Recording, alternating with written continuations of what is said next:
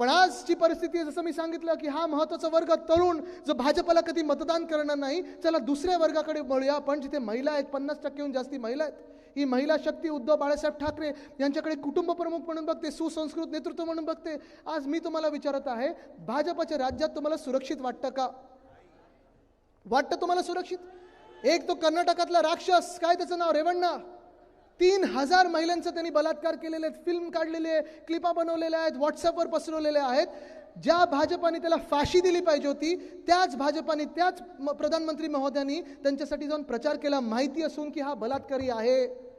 एक जरी बलात्कार झाला तरी त्याला भर चौकात फाशी दिली पाहिजे, पण 2 की 3000 बलात्कार केलेत, त्याला जर्मनीला पळून जायला मदत केलेली आहे. तुम्ही अशा भाजपला मतदान कधी करू शकाल का?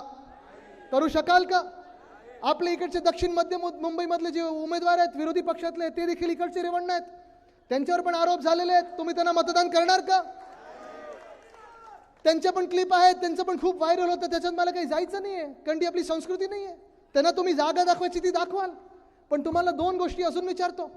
याच मिंदी गटाच्या मंत्रिमंडळात 2 असे मंत्री बसलेले आहेत. एक मंत्री जे आहेत, ज्यांनी सुप्रियाताईंना घाणेरड्या शिव्या दिलेल्या आहेत, टीव्हीवर येऊन घाणेरड्या शिव्या दिलेल्या आहेत. त्यांची हकालपट्टी करायला पाहिजे होती मुख्यमंत्र्यांनी, पण हकालपट्टी तर केली नाही. त्यांना चांगलं पद दिलं, चांगले मंत्रिपद दिलं, पदोन्नती दिली आणि मांडी लावून बसतात. तुम्ही अशा मिंदे सरकारला आणि त्यांच्या उमेदवारांना मतदान करणार का? आज मी महिलांना विचारतोय, जे दुसरे मंत्री आहेत ह्या मंत्रिमंडळात, आपल्यात होते, त्यांच्यावर आरोप झाल्यानंतर उद्धव साहेबांनी त्यांची 1 मिनिटात हकालपट्टी केली होती. सरकार बदलल्यानंतर पुन्हा एकदा त्यांना शपथ दिली आणि मंत्रिपद दिलं गेलं होतं. तुम्ही अशा मिंदे सरकारच्या लोकांना मतदान करणार का? करू शकणार का तुम्ही मतदान? नाही करू शकत आपण. अहो हेच काय, भाजपचं जर विचारायचं झालं तर बिल्किस बानो नावाची एक बाई होती, महिला होती, तिचा बलात्कार केला गेला आणि बलात्कार होत असताना तिच्या 3 वर्षाच्या मुलीला तिच्या डोळ्यासमोर त्या बलात्काराने चिरडून मारून टाकलं, डोकं फोडून मारून टाकलं. त्या बलात्कारानं जन्मठेप झाली, कोर्टाने सजा सुनावली, जेलमध्ये टाकलं. आणि मागच्या वर्षी जेव्हा गुजरातमध्ये निवडणुका होत होत्या, तेव्हा त्याच भाजपाने त्या बलात्कारानं जेलमधून काढलं, आरती ओवाळली, गळ्यात हार टाकले आणि प्रचारात फिरवलं. मान्य आहे अशी तुम्हाला भाजप? हे रावण राज्य, हे रेवण्णा राज्य, हे मान्य आहे तुम्हाला?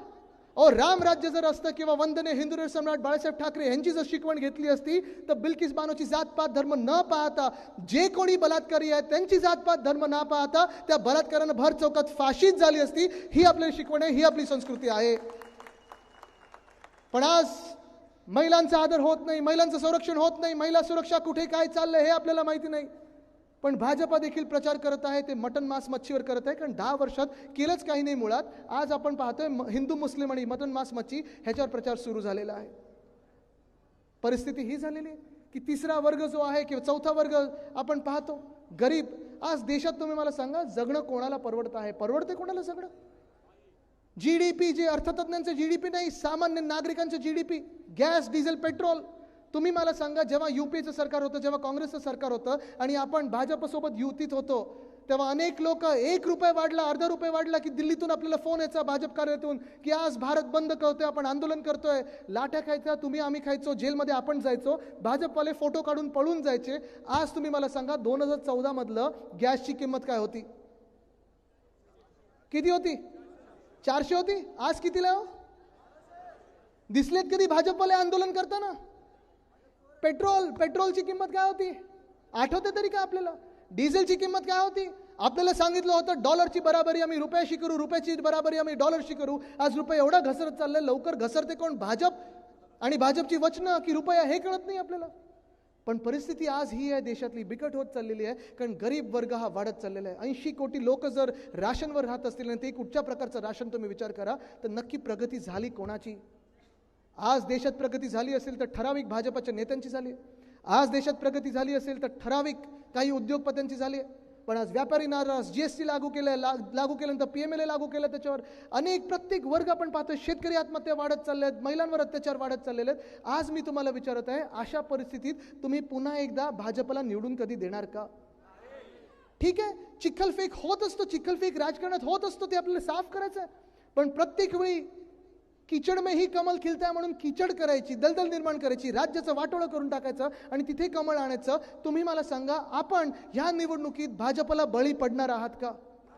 आज आपल्याला विचार करायचा आहे की भाजपची परिस्थिती काय आहे, सत्य परिस्थिती काय. जर खरोखर हे 400 पार होणार असते तर आज त्यांनी उद्धव साहेबांना नकली संतान म्हणून सांगितलं नसतं. आज पवार साहेबांना ते भटकती आत्मा नसते बोलले आणि त्याच दुसऱ्या दिवशी त्यांनी सांगितलं नसतं की आमच्या सोबत या. पण आज जे भाजपचे नेते आपल्या मुंबईमध्ये येऊन राहणार आहेत, प्रधानमंत्री महोदय असतील, गृहमंत्री असतील, अनेक मोठे मोठे नेते मंत्री त्यांचे दिल्लीतून येतील, मुंबईमध्ये 2-3 दिवस राहतील, रोड शो करतील, गल्ली गल्लीत येतील. 2019ला असा प्रचार करण्याची गरज झाली नव्हती, कारण उद्धव बाळासाहेब ठाकरे ही व्यक्ती भाजपसोबत होती, आपली ताकद त्यांच्यासोबत होती. 2014ला अशी वेळ आली नव्हती, पण आज 2019ला जे येत आहेत, कदाचित हे मोठे नेते तुमच्या डोर टू डोर कॅम्पेनिंगला पण येतील, घरी येतील आणि तुम्हाला सांगतील की आम्हाला कमळाला मत द्या. तुम्ही त्यांना विचारा, कोविडचा काळ जेव्हा या महाराष्ट्रावर होता, ते संकट जेव्हा आमच्यावर होतं, तुम्ही का नव्हता आलात?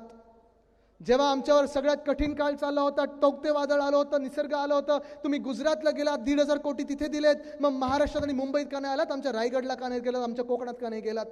आज हा सवाल करणं त्यांना गरजेचं आहे की गेल्या 5 वर्षात जे राजकारण घाणेरडं झालेलं आहे, गलिच्छ झालेलं आहे, नीच झालेलं आहे, ते सुधारण्यासाठी तुम्ही आमच्या महाराष्ट्रात का नाही आलात? आणि जी अस्थिरता तुम्ही निर्माण आमच्या राज्यात केलेले आहेत, ज्यामुळे उद्योगधंदे, रोजगार आमचे दुसऱ्या राज्यात चाललेले आहेत, त्यावेळी तुम्ही कुठे होतात? बदल्याचं वातावरण नाही, आपण बदला घ्यायचा नाही, पण आज आपल्याला राजकारण सुधारायचं, आज आपल्याला राजकारण चांगलं करायचं. आज आपल्याला अशी व्यक्ती एक दिल्लीत पाठवायची आहे जी तुमचा आमचा आवाज आणि या मुंबईचा आणि महाराष्ट्राचा आवाज दिल्लीपर्यंत पोहोचवेल. ह्या व्यक्तीसाठी आपल्याला मतदान करायचं आहे. आज मी तुम्हाला विचारायला आलेलो आहे की जर तुम्ही भाजपला किंवा मिंदी गटाला मतदान केलं तर दिल्लीमधून मन की बात जे होतं ते स्वतःच्या मन की बात कधी बोलू शकणार आहेत का? ताठमानेने उभं राहू शकणार आहेत का त्यांच्यासमोर? की लोटांगण घालणारे तुम्हाला तिकडे खासदार पाहिजे? तुम्ही मला सांगा, तुम्ही कोणाला मतदान करणार? आज आपल्याला जे उमेदवार उद्धव साहेबांनी दिलेले आहेत, त्यांचं चारित्र्य बघा, त्यांचं करिअर बघा, त्यांचं काम बघा, आणि पलीकडचे जे आहेत, रेवण्णा, आता हेच नाव सगळीकडे जाऊ द्या, मला तरी नाव घ्यायला लाज वाटते, त्यांची तर लाज वाटतेच वाटते, पण ह्यांची पण वाटते. पण आज तुम्ही बघा, ह्या 2 उमेदवारांची जर तुम्ही तुलना केली तर तुम्ही मतदान कोणाला करणार? आपले उमेदवार कोण आहे तिथून जरा मला सांगा जोरात. 100% ठरवलं ना तुम्ही अनिल भाऊंना मतदान करायचं? कारण आज आपण पाहतो जी महाराष्ट्राची जी परिस्थिती होत चालली आहे, आपल्यावर जो अन्याय होत चाललेला आहे, त्याच्या विरुद्ध जर लढायचं असेल तर तुम्हाला ताठ मानेने लढणारा तिथे खासदार पाहिजे. आणि ताठ मानेने लढणारा जर खासदार पाहिजे ते एक हातात मशाल घेतलेला माणूस पाहिजे. ही मशाल EVMच्या दिवशी आपल्याला दिसली पाहिजे. आणि म्हणून मी तो आणि म्हणून नाही, त्यांच्यासारखं नाही बोलत मी, आणि म्हणून असं नाही, तसं नाही. मी आज तुम्हाला विचारायला आलेलं आहे की महाराष्ट्र जो अत्याचार होतोय, अन्याय होतोय, जो अंधकार पसरलेला आहे, ते जर आपल्याला दूर करायचं असेल तर आपल्या मतदारसंघातून चिन्ह कुठचं? आपल्या मतदारसंघातून चिन्ह कुठचं? आपल्या मतदारसंघातून चिन्ह कुठचं? आपल्या मतदारसंघातून चिन्ह कुठचं? हीच मशाल जरा मला एक झलक दाखवा. सगळ्यांनी फोन काढा आणि टॉर्च सुरू करा.